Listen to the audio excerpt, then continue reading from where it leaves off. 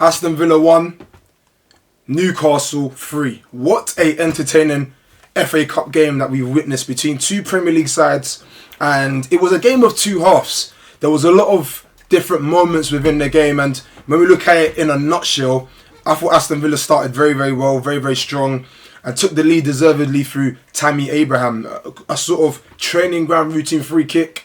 And Douglas Luiz plays it in behind, who at first wasn't initially supposed to take the free kick, and that's obviously caught Newcastle cold. Might have been a hint of offside in the build-up, but the goal was given and it was a great finish from Tammy Abraham. And I thought Aston Villa at home started on the front foot, very, very good as well, and had a few different half chances where they could have been maybe 2-0 up at the time. And then the game changes pretty much. I thought Newcastle were average in the first half, had a bit of approach play, but when they got to the final third, their final ball really, really let them down. I thought their decision making in the final third, in the first half particularly, was needed to be better. And we get to the end of the first half, and Aston Villa's goalkeeper is left exposed, Marco Bissett, and yeah, Newcastle have like a 3-on-1 or 4-on-1 on that counter attack from Aston Villa's corner.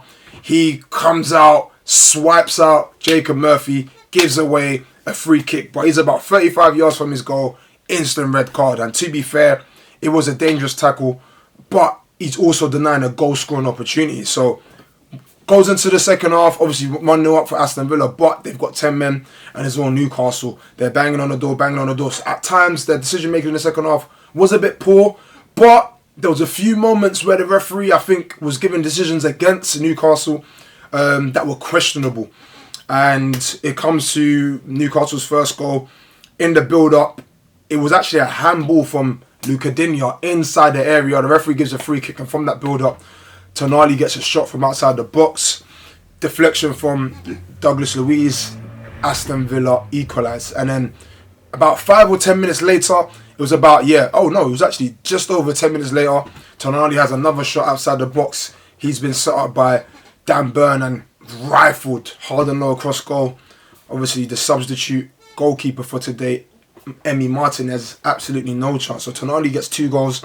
And then, Aston Villa didn't really create anything in the game. It was difficult for them. Obviously, there's no excuses when your team go down to 10 men.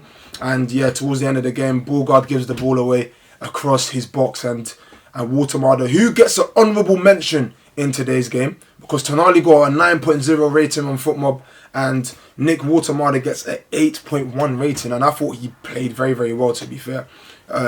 Was probably more comfortable in that deeper on and also being connected with the midfield and that approach play and the build-up play. But yeah, he gets an 8.1 rating from FootMob. So guys, my question to you is, Nick Woltermade, he is, Newcastle bought him as a striker. We've seen his style of play. He drops in deep and likes to build up with his midfield in his team. So guys, let me know in the comments below. Is Nick Woltermade an out-and-out number 9?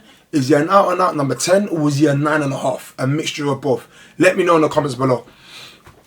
Because I think this season, in terms of Newcastle, who have had a up and down season, average at best compared to last season where they did very, very well to get into the Champions League.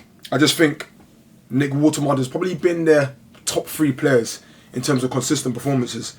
But guys, let me know in the comments below what you think. And if you like the episode, please, please, please hit the like, comment, subscribe and share button. It's been your boy Melvin Minter and Minter Madness, and I'll see you guys on the next episode.